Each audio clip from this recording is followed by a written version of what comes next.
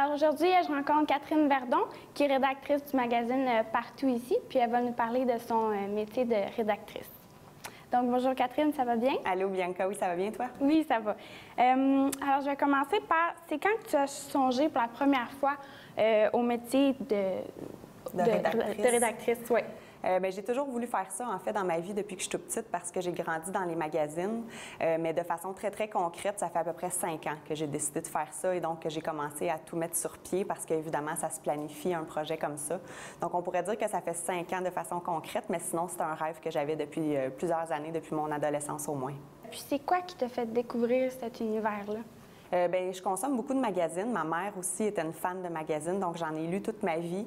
C'est donc devenu quelque chose que j'aimais beaucoup. Puis à force d'en lire, tu sais, les gens qui vont faire beaucoup de musique vont être dans cet univers-là. Et donc moi, j'étais un peu plus dans l'univers des communications.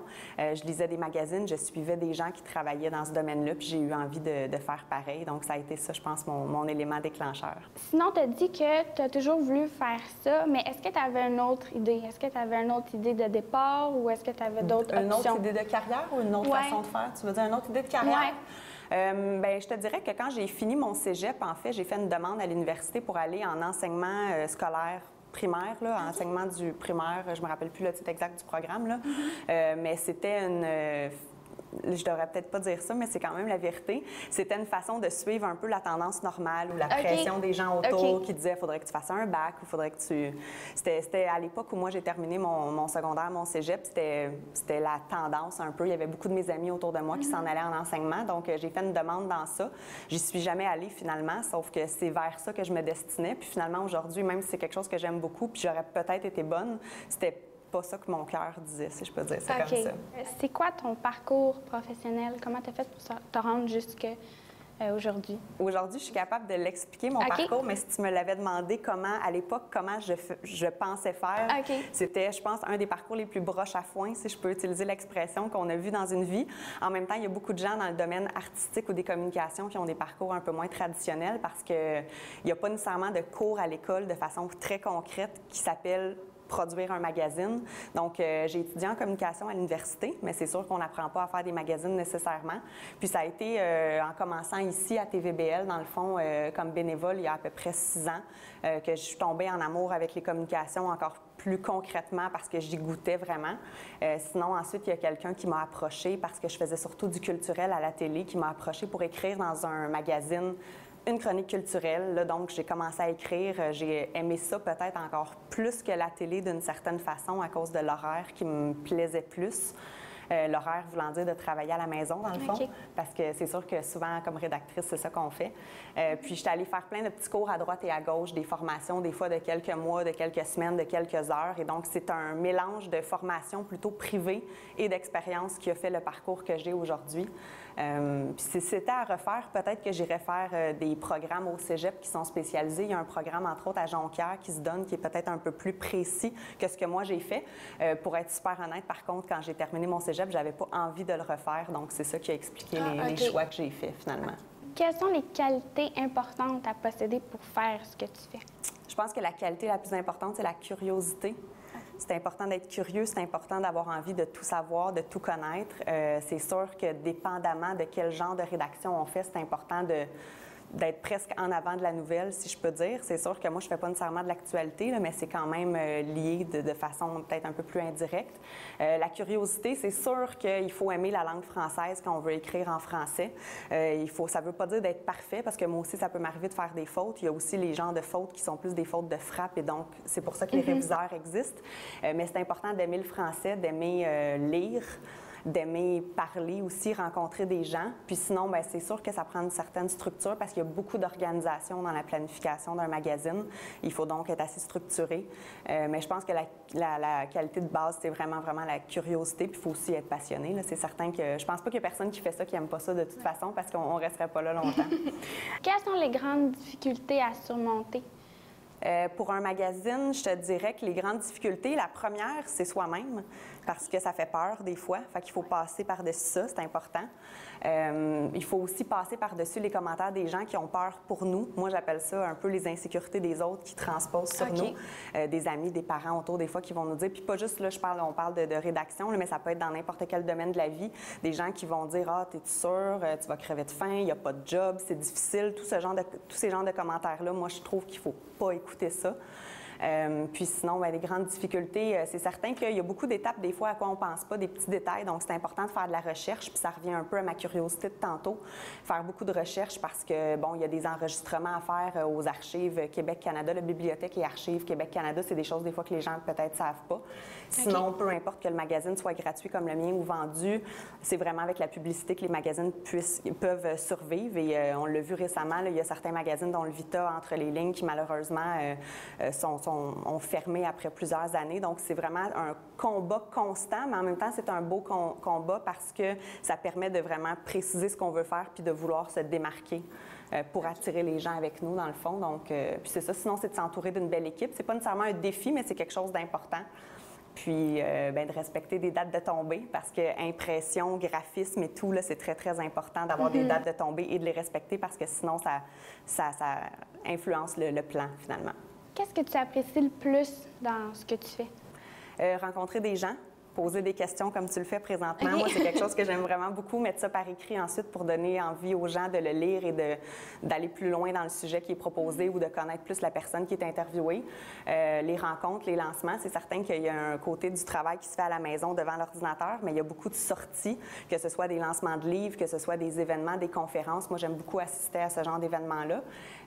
Puis sinon, j'aime beaucoup l'horaire de travail parce que c'est sûr qu'on a des dates de tombée, comme je disais, mais avant la date de tombée, on a souvent plusieurs jours. On peut décider d'écrire 36 heures en ligne comme dans la nuit, le jour. L'inspiration, ça vient pas toujours quand on la commande.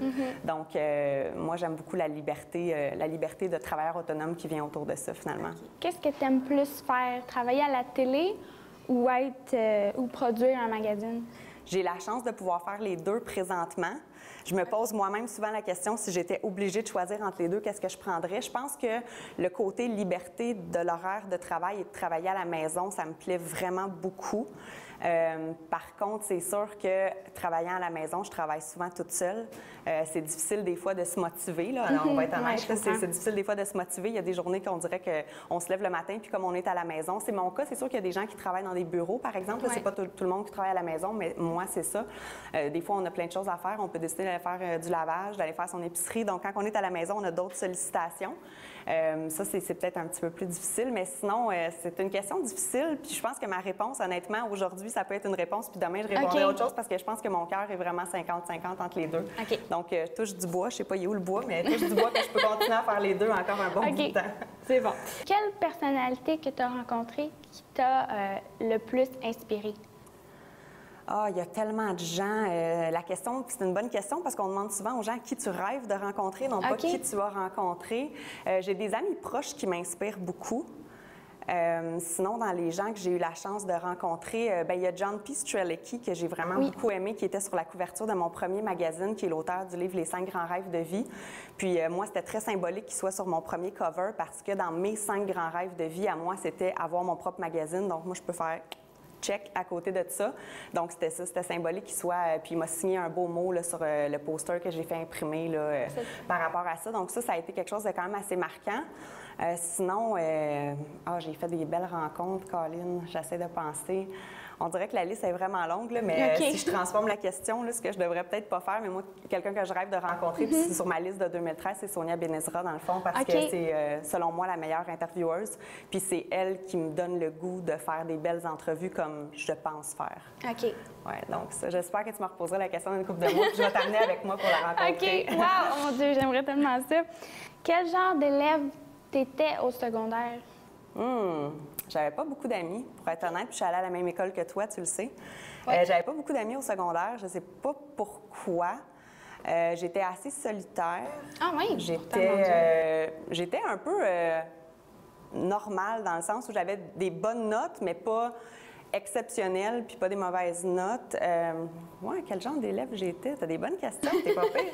On va t'engager, je pense. Merci. Je pense que j'étais une élève, puis une jeune fille, dans le fond, là, qui s'est cherchée beaucoup. Parce que je reviens à mon histoire d'enseignement de tantôt. Là, ça a été long, je savais ce que je voulais faire, mais on dirait que ça me paraissait inaccessible. Et donc, ça a fait que j'ai tourné en rond longtemps. Puis c'est ça, sinon, j'étais une élève qui croit et qui croit encore au prince charmant, ce genre de choses-là. Mais non, c'est ça, j'étais assez solitaire, je te dirais. Okay.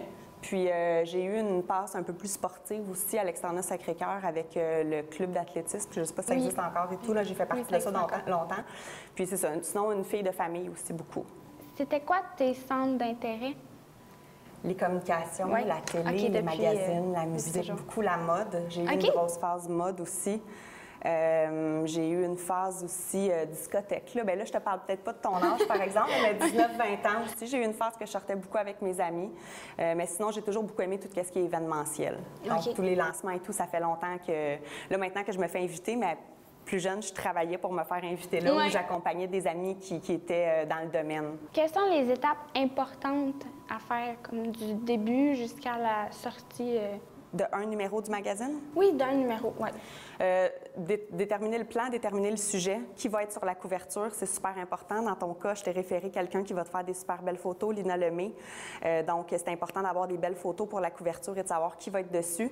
Ça devient le noyau principal, dans le fond, l'entrevue principale qu'on va faire. Faire un plan, respecter le nombre de mots. La correction est une étape hyper importante. Je pense qu'il n'y a jamais rien de parfait. Là. Je pense que tout ce qui est publié, il y a des petites... C'est pas toujours des fautes de français, là. Ça peut être des coquades, des points en double, peu importe. Sinon, le graphisme, le montage du magazine, parce que moi, je produis, je fais la recherche de photos et tout, j'écris, mais c'est une graphiste qui est Julie Fortier, qui est la même qui va réaliser le tien, qui met tout ça ensemble, un peu les morceaux de casse-tête, donc étape super importante.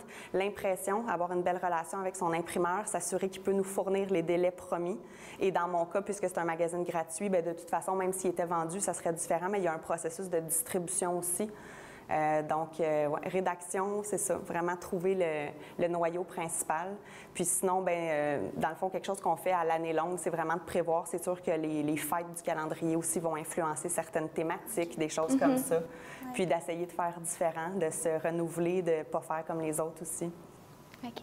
Merci beaucoup. Merci de m'avoir accordé du temps. Merci à toi. Merci.